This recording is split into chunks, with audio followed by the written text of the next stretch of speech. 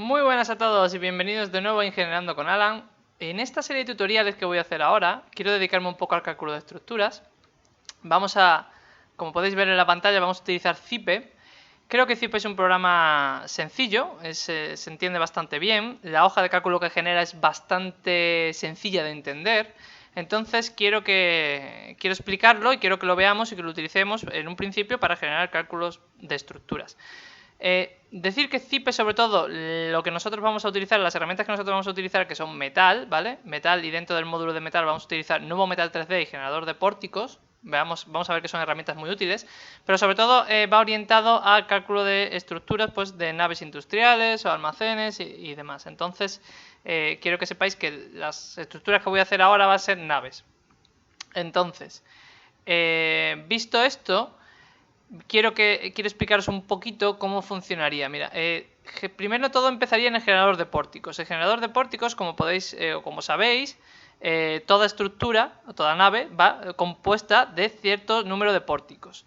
Esos pórticos, ¿vale? Lo podemos dibujar directamente en Nuevo Metal 3D, que será el que haga el cálculo final, o lo podemos generar con el generador de pórticos y luego exportarlos a Nuevo Metal 3D. Es una herramienta bastante buena, bastante sencilla, porque nos permite aplicar los datos de la obra en la situación en la que estaría, las acciones del viento, acciones de nieve, sobrecargas, cálculo de correas, y nos permite dibujar los pórticos, el número de pórticos, ¿vale? Y todo eso exportarlo a Nuevo Metal 3D, que nos ahorra muchísimo trabajo, sobre todo a la hora de aplicar las cargas, porque si él aplica las cargas dependiendo de la normativa que nosotros le coloquemos. Si tenemos que calcular las cargas que nos ejerce el viento, por ejemplo, o la nieve en todas las partes de nuestra estructura, pues calcularlo a mano con el código técnico nos llevaría un ratito. Entonces, con este programa, pues quizás avancemos más rápido. Bien. Para explicar un poquito, para ver un poco lo que sería el pórtico que vamos a dibujar, lo voy a dibujar aquí con esta herramienta nueva que tengo. Vamos a dibujar un pórtico, el pórtico sería más o menos así. Bien, perfecto. Aquí el pórtico iría empotrado, ¿vale? Soldado o atornillado de manera muy rígida a una placa en el suelo, ¿vale? Luego estarían las cimentaciones. Bien, partes que necesitamos conocer del pórtico para calcularlo. Bien, nosotros primero necesitamos saber las dimensiones de nuestra nave. Entonces, pues vamos a dibujarla aquí, por ejemplo. Lo que sería nuestra nave iría para allá. Vale, de acuerdo. Disculpadme por el dibujo, no me ha salido precisamente, no creo que sea el mejor. Bien, de acuerdo. Entonces necesitamos saber, esta sería la longitud de nuestra nave y esta sería la luz. Necesitamos conocer estas distancias. Entonces aquí, por ejemplo, vamos a colocar 40 metros, perdón. Aquí esto iría repartido en cierto número de pórticos, ¿vale? Aquí iría uno, aquí iría otro. Necesitamos saber también la distancia entre pórticos. La distancia entre pórticos, lo más normal suelen ser entre 5 y 6 metros, ¿vale? Suele ser la distancia normal. Entonces, lo que vamos a hacer es dividir 40 metros que tenemos de largo entre 5, ¿vale? Y nos va a salir a 8, ¿vale? ¿De acuerdo? 8 número de vanos, que sería equivalente a 9 pórticos, ¿vale? Entonces, lo que tendríamos que hacer ahora es calcular la luz de la nave o saberla. Normalmente se la daremos nosotros dependiendo del tamaño de la parcela o del tamaño de la nave que queramos. Vamos a darle una luz de 10 metros, nosotros la vamos a colocar aquí para que la veamos, porque la vamos a utilizar para el cálculo. 10 metros. Necesitamos también la altura del pilar. La altura del pilar va a ser, por ejemplo, 4 metros. Va a ser bajito. Y la altura hasta la cumbrera. La altura hasta la cumbrera, de acuerdo, va a ser de 5 metros. ¿De 5 metros por qué? Bien, si os fijáis bien, esto es una nave a dos aguas. Necesitamos saber la inclinación que le vamos a dar. A mayor inclinación, pues el efecto, por ejemplo, de la acumulación por nieve es mejor, ¿vale? No nos afecta tanto, pero tener en cuenta que tampoco le podemos dar una excesiva inclinación, porque tampoco es bueno.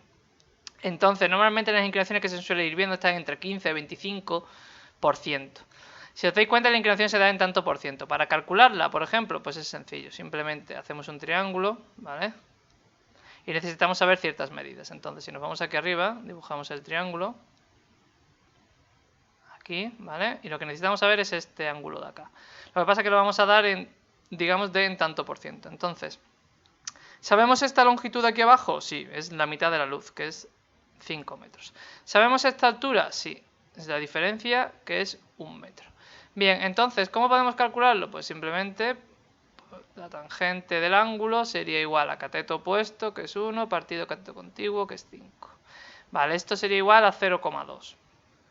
Esto lo multiplicamos por 100 y ya tenemos un 20% de inclinación. ¿Vale? Bien. Pero tened en cuenta que no sabemos el ángulo exacto de la inclinación de la nave, que para la hora de construir y de soldar los pilares, los dinteles, que serían estas barras de aquí, con los pilares, es realmente importante. Entonces, simplemente despejando, hacemos que alfa, decimos que es el arco cuya tangente es de 1 partido 5, y esto tiene que dar aproximadamente unos, si no me equivoco, voy a coger la calculadora, pero bueno, dará unos 11 grados aproximadamente, unos 11,3 grados. Sería arco tangente de 0,2, que sería unos 11,3 grados, exacto. 11,3 grados. Vale, perfecto, pues ya lo conocemos. Ya sabemos bastantes datos de nuestra nave, ¿vale? Entonces ya podemos irnos a generador de pórticos y empezar a introducir datos. Entonces, si nos vamos al generador de pórticos, aquí, lo primero que nos va a decir es dónde queremos guardar el archivo. Le decimos que en el escritorio, por ejemplo, le damos a nuevo, le podemos colocar un nombre y una descripción, yo lo voy a dejar así. Aceptamos y ya nos aparece una pantallita que nos pide los datos de la obra. Y aquí es donde nos decía antes, número de vanos. El número de vanos va en función de la separación entre pórticos y de la longitud total de nuestra nave. Bien, la separación entre pórticos la hemos dejado en 5 y el número de vanos hemos dicho que va a ser 8. Luego nos va a colocar 9 pórticos. Bien. Con cerramiento en cubierta. Esto significa si va a tener un tejado de chapa. En nuestro caso sí. Lo que no va a tener nuestra nave ahora va a ser cerramiento lateral, pero cerramiento de chapa en este caso sí. Bien, con cerramiento en cubierta. Dependiendo del tipo de panel que vayamos a utilizar, tiene un peso u otro. Eso lo vemos en las características de panel. Hay bastantes paneles, pero los más utilizados o los que más se suelen ver, dependiendo también de la actividad a la que se dedique la nave, pero bueno, suelen ser panel tipo simple, ¿vale? Que pesa alrededor de 0,06 kN partido metro cuadrado, o podremos tener el panel tipo sándwich, que pesa alrededor de 0,13, 0,14 kN partido metro cuadrado, que nosotros vamos a utilizar el tipo sándwich, que se suele ver bastante. Lo vamos a dejar así. Bien, sobrecarga de cerramiento. La sobrecarga de cerramiento es una sobrecarga que nosotros le colocamos, ¿vale?, a nuestro cerramiento superior. Entonces tenemos que tener en cuenta nuestra cubierta. Si vamos a colocar X elementos, por ejemplo placas solares o por ejemplo elementos de aire acondicionado, lo que sea. Si nuestro caso va a ser que únicamente vamos a tener la cubierta para acceso por mantenimiento, también tenemos que tener en cuenta el peso del personal de mantenimiento. ¿Vale? El código técnico de edificación viene especificado. Se modificó, una vez el primer término que se puso era un tanto elevado y luego se modificó. Yo no lo voy a colocar porque en este caso sé que la sobrecarga de nieve va a ser mayor que la sobrecarga del cerramiento. Entonces en este caso cumpliría, ¿vale? Si la sobrecarga de nieve es mayor, no es necesaria colocarla. Bien. Con cerramientos laterales. Nosotros hemos dicho que no tenemos cerramiento lateral en este caso. Si tuviéramos, por ejemplo, que colocar una chapa o un cerramiento con láminas de metal de chapa, por ejemplo, en los laterales de la nave, sí colocaríamos con cerramiento lateral, colocaríamos una serie de correas y ahí colocaríamos nuestro tipo de chapa la que tuviéramos, ¿no? Si fuera un panel simple o un panel tipo sándwich. Bien, en este caso nosotros no lo vamos a marcar. Bien, aquí ya vamos a colocar las cargas. Las cargas que vamos a tener o las acciones que va a recibir nuestra nave van a ser debidas al viento y debidas a la nieve. Debidas al viento, sobrecarga de viento. Bien, dependiendo de la normativa, el país donde nos encontremos o la zona, ¿vale? Pues tendremos las diferentes normativas que podemos aplicar. En este caso yo estoy en España, pues vamos a aplicar la normativa española que es el CTE, el Código Técnico de Edificación, ¿vale? Este sería el documento básico de seguridad estructural. Bien, vámonos a zona eólica. Aquí nos marca por zonas de España la acción o sea, lo que sería la velocidad del viento. Yo estaría, por ejemplo, en zona A, pues lo dejaríamos en zona A, 26 metros partido segundo. Luego tenemos el grado de aspereza, esto depende del tipo de terreno y la zona donde nos ubiquemos. Lo vamos a dejar en única y dependiendo de donde estemos, si estamos al borde del mar, si estamos en terreno rural, si estamos en zona rural accidentada. Normalmente la que más se suele ver es zona urbana, industrial o forestal. Entonces la vamos a colocar ahí. Y dependiendo de donde estemos, podemos seleccionarla. Si os fijáis bien, pues os da una pequeña descripción de las zonas como son. Bien. Hay que tener en cuenta ahora el periodo de servicio, que es 50 años, y si tenemos huecos. Si tendremos huecos en nuestra nave. En este caso, como la nuestra hemos dicho que va a ser abierta, no vamos a seleccionarlo. Pero en el caso de que tuviéramos que hacerlo, simplemente le damos con huecos, nos aparece un pequeño menú. Esto es para añadir un nuevo hueco a la lista. Aceptamos, ¿vale? Le damos aquí y nos dice en el lado dónde va a estar, izquierda, derecha, frontal o trasero. Y aquí nos marcaría la anchura del hueco, la altura del hueco y las coordenadas, ¿vale? La horizontal y la vertical, en qué parte estaría. Y luego una parte importante, nos marca si los huecos están permanentemente abiertos o no. Dependiendo de cómo lo marquemos, el cálculo va a ser distinto, ¿vale? Sobre todo para las acciones del viento cuando entran en el interior de la nave. Bien, le damos a cancelar, nosotros aceptamos. Sobrecarga de nieve. Para la sobrecarga de nieve, igual que en el anterior, aquí tenemos los diferentes códigos que podemos utilizar o normativa. Y podemos colocarlo las zonas, si nosotros no la sabemos, la zona en la que estamos y la altura topográfica, o perfectamente podemos darle aquí y marcar en el mapa de España, ¿vale? Donde estemos y ya nos lo marca él. Ávila, por ejemplo, no sé, en Arévalo, por ejemplo. Pues nada, aceptamos y nos dice que si deseamos asumir estos valores, le damos a que sí. 827 metros sobre el nivel del mar y la zona pues 3. La exposición al viento que nosotros preveemos, si va a estar protegida, si va a estar fuertemente expuesta, normal.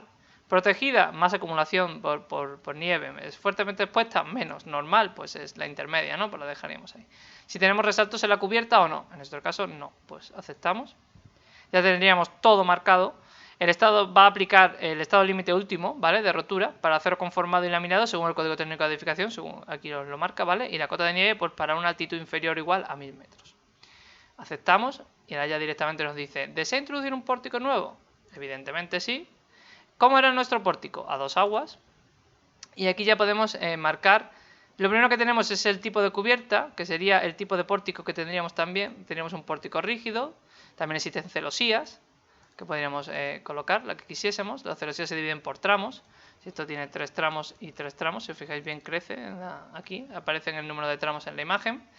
Decir que las celosías ya no se ven tanto, o las cerchas ya no se ven tanto, porque requieren mucha mano de obra. Entonces ya normalmente se suelen ver más muchos perfiles de sección variable, que bueno, los veremos más adelante. Nosotros en nuestro caso es un pórtico rígido. Hemos dicho que la altura de los pilares va a ser de 4 metros, la altura hasta la cumbrera va a ser de 5 y la luz de la nave hemos dicho que son 10 metros, así que son 5 y 5. Vale, perfecto, aceptamos, ya nos lo coloca aquí. Y ahora, si os fijáis bien y queréis decir, bueno, pues me he equivocado, quiero modificar este pórtico, pues simplemente con el botón izquierdo del ratón, si cliqueamos dentro del pórtico, nos sale un menú.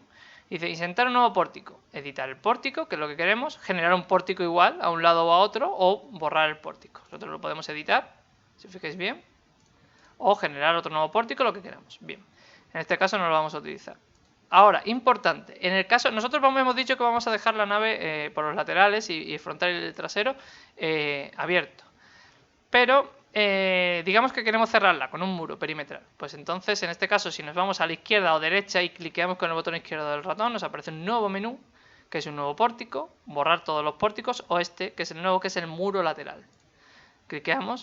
Lo cliqueamos aquí con muro perimetral y le colocamos la altura del muro. La altura del muro no tiene por qué ser hasta 4 metros, puede ser, que es la altura del pilar, puede ser hasta 3 y el metro restante lo puedes cerrar con chapa, ¿vale? Con correas laterales. En nuestro caso no lo hemos colocado, pero bueno, para que lo sepáis, le vamos a colocar 4 metros. Y 2 puntos importantes. Pandeo. Los coeficientes de pandeo son realmente importantes porque, dependiendo de cómo estén los coeficientes, tanto a pandeo lateral como a pandeo simple, ¿vale? Estaremos hablando de que se puede sobredimensionar muchísimo, incluso ni siquiera podría cumplirte el perfil que tú le estuvieses dando al programa, o si lo pones excesivamente bajo, pues puedes encontrarte con que te sale un perfil sumamente ligero que luego a la hora de la verdad, cuando lo vayas a construir, pues puede ser que se te caiga o que falla pandeo y no queremos eso. El programa con el generador de pórticos, cuando lo pasamos a exportarlo en Nemometal 3D, nos aporta ya directamente los coeficientes de pandeo para las barras. Pero tened en cuenta que hay que colocárselo correctamente. Bien, si nosotros colocamos un muro perimetral a 4 metros, el pandeo en uno de los planos, ¿vale? Para nuestro muro va a estar limitado, o sea, va a ser prácticamente 0, porque el muro que coloquemos ahí o las placas de hormigón que coloquemos, no van a permitir que se produzca el pandeo. Bien, para explicar un poquito, para que lo entendamos bien el pandeo es simplemente, imaginemos que tenemos una barra esbelta, ¿vale? Hasta aquí la tenemos empotrada y aplicamos una carga aquí arriba, ¿vale? Y esto está sometido a compresión, ¿vale?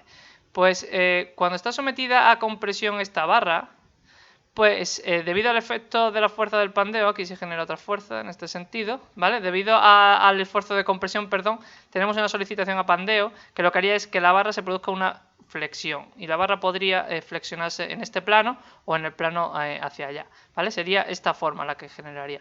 Si os fijáis bien, cuando calculamos la tensión, ¿vale? Sería igual a la fuerza, a la N, que sería esta de aquí, ¿vale? Partido al área, multiplicado por un coeficiente de pandeo que tendríamos que calcularlo, dependiendo de, bueno, pues hay tres aplicaciones, la EPLT, la carga crítica de Euler y la curva de pandeo, ¿vale? No me voy a parar a explicarlo, pero tened en cuenta para que os explique un poquito lo que es el pandeo. Tened en cuenta que los coeficientes de pandeo son realmente importantes. Bien, entonces, ¿el pilar Ariosto de pandeo? Sí, en este caso sí, hay que colocarlo, ¿vale? Para que el programa lo tenga en cuenta. ¿Autoequilibrado? Vale, autoequilibrado lo que dice es que el muro, el muro perimetral que vamos a generar es suficientemente rígido para soportar toda la acción del viento sobre él y no transmitir esfuerzos a los pilares metálicos de nuestra nave. Eso es en el caso de que tengamos ese tipo de muro. Si no lo tenemos, no lo apliquemos, porque hay ciertas fuerzas que no se van a aplicar sobre nuestros pilares y son importantes. Entonces, en este caso, normalmente no se suele aplicar, pero si tienes ese tipo de muro, lo cliqueas y lo dejas marcado, ¿vale? Aceptamos, si os fijáis bien, ahí aparecería el muro. Aquí podríamos hacer lo mismo. Y nos aparecería el muro, ¿vale? De acuerdo, perfecto. Nosotros hemos dicho que no lo tenemos, entonces lo vamos a quitar. Y ya tendríamos generado nuestro pórtico. Bien, ahora, para colocar la chapa en el tejado, ¿vale? En lo que sería la cubierta, no podemos crear, si tenemos el pórtico, ¿vale? Si tenemos la distancia entre los pórticos, sería una cosa así, la lámina, ¿vale? Pues no podemos hacerla tan sumamente larga, ¿no? De 5 metros y bueno, y lo que sería de aquí a aquí, que a lo mejor serían, por ejemplo, 5,2, por ejemplo, así, ¿no?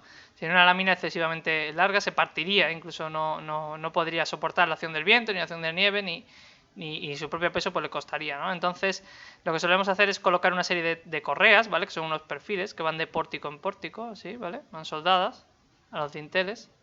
Entonces tenemos que hacer este cálculo de estas correas, ¿vale? Es donde también se atornilla o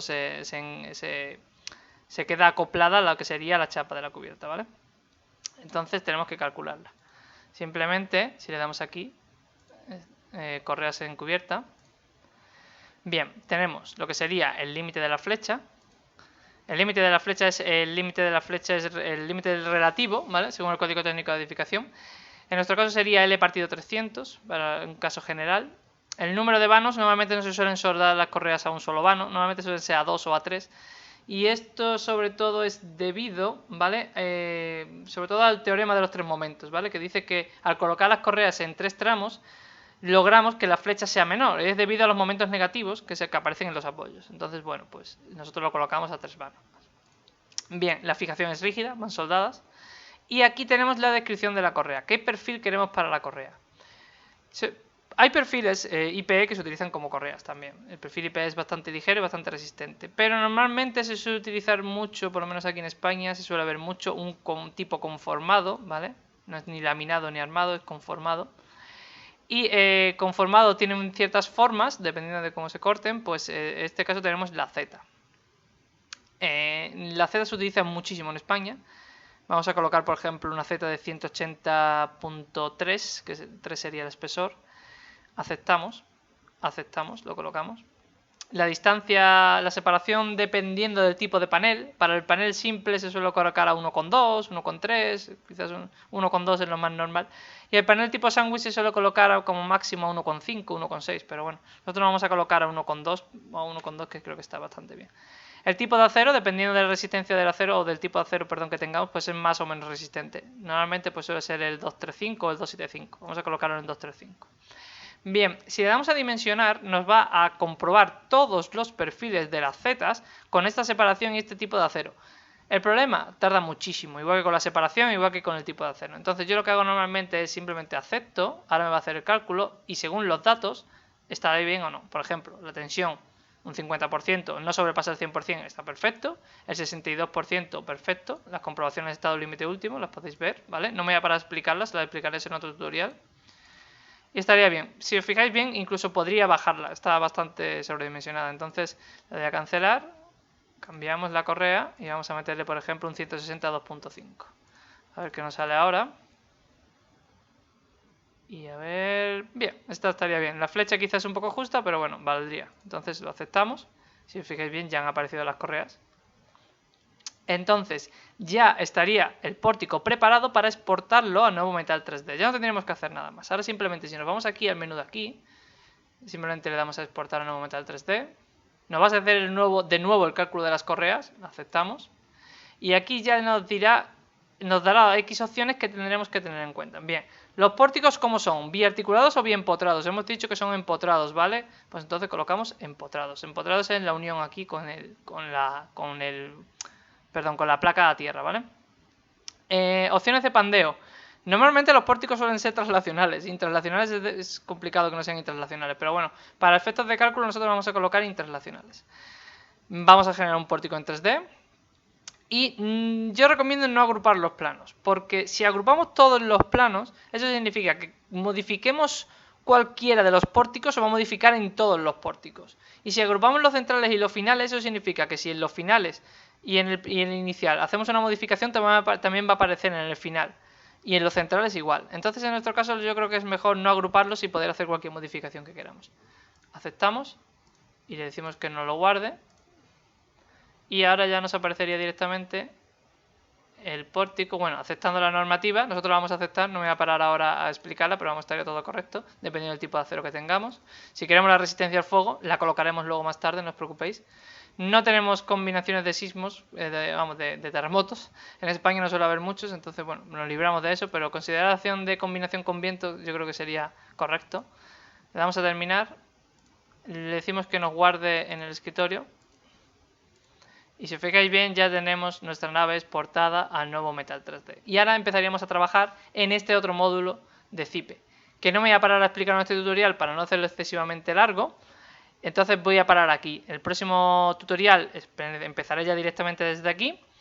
Y bueno, espero que os haya gustado y que se haya entendido todo. Sé que he ido un poquito, este se ha hecho un poquito más largo de la cuenta, pero bueno, para empezar siempre es más complicado de explicar y siempre se alargan más. Entonces espero que no se haga excesivamente pesado. Bueno, pues hasta aquí el tutorial de hoy y un saludo a todos.